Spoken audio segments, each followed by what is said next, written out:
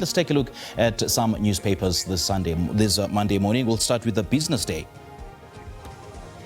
All right, there we go. It's leading with a railway shake-up that will cost billions of rand. I mean, Transnet says 14 billion rand a year is needed to restore rail infrastructure because South Africa's vast railway network is on the verge of a shake-up that will introduce third-party access to it. But then it needs about 14 billion rand a year of investment in its 6 corridors, which have been plagued by theft, by vandalism and outdated systems. This is according to Transnet, which says, it reported in a 2.2 billion rand interim loss for the 6 months ended September.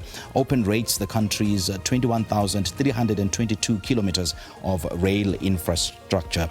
And the sub-headline there, curbing political interference in municipal management and giving the national government clearer powers to intervene in failing municipalities to ensure they can deliver services and support economic revival. These are just some of the recommendations of a new Bureau for Economic Research report, which argues that failure to improve municipal outcomes will mute the effect of the government's broader structural reforms to boost economic growth.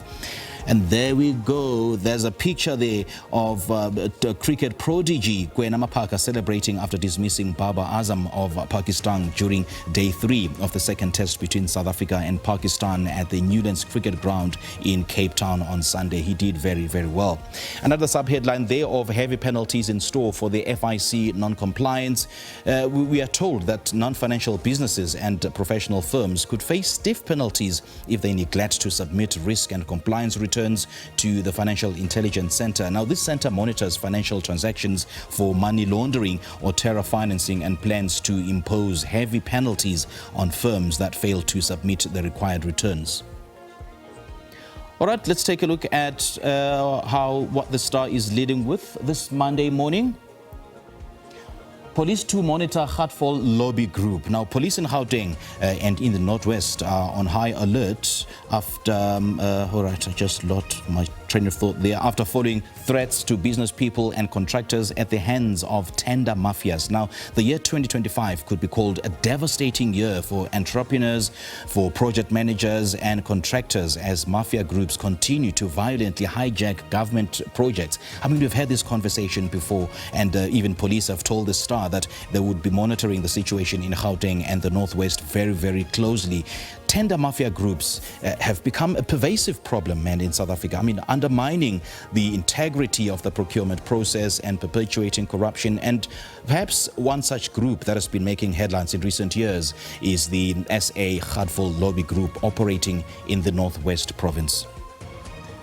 And did the Minister of Public Works, Dean McPherson, mislead the nation? That's what the Star is asking, because the recent statement from the Minister of Public Works and Infrastructure revealing that Minister McPherson met the board and executives of the Independent Development Trust over alleged corporate governance challenges may have been a misrepresentation on the part of the minister. Now, this move comes amid a wave of news on the IDT's handling of the pressure swing absorption oxygen plant bids. And while the ministry had initially claimed that McPherson had met the board and executives of the IDT, well, Parliament's Portfolio Committee spokesperson Jabulani Majosi revealed otherwise. Let's take a look at the Citizen. Now we are a mafia state. That's what the Citizen is headlining its newspapers with. Pay up or die.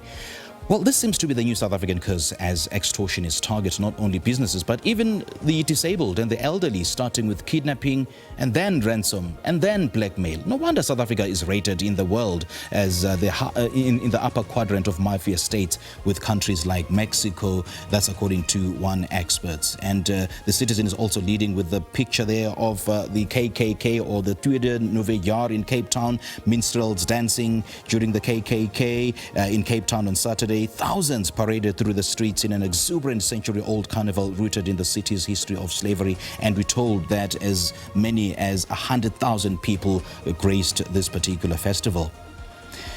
Zulu King's divorce shock. Everybody's talking about this. And the big question is, who is the divorced wife? Well, not much is being said about that, but the Citizen is carrying that story on page 6.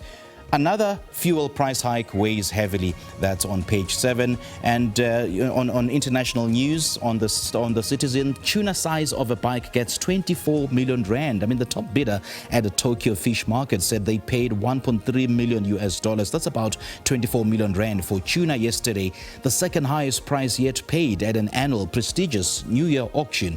My goodness gracious me, 24 million just for fish. Anyway, let's take a look at what the Sowetan is leading with. I could have been killed. This is a paramedic now who survived a drunk mob which stormed his vehicle and saying that he feared for his life. And the Limpopo Health Department says it was quite barbaric with the newest day rampage clip going viral. And the Sowetan is also leading with the picture of heavy traffic at the Grasmere Toll Plaza near Innerdale, south of Johannesburg, as holidaymakers make their way back to Gauteng after the December festive season. I guess this is just what we'll be seeing for the next few days as many people go back to work, go back to their respective homes after the festive season. All right, these are some of your newspaper headlines this Monday morning. And yeah, you can also follow some of the news that we will definitely be carrying on our website. It's www.sabcnews.com. So all the latest news will be reflected on this particular website. Or alternatively, you can just download the SABC Plus app and you'll find all the latest news, all the channels under the SABC group, the radio stations, and everything that you need to know is on the SABC Plus app. You simply have to download it, either whether you're using an Android or iPhone. This is what you'll be seeing on the SABC Plus app.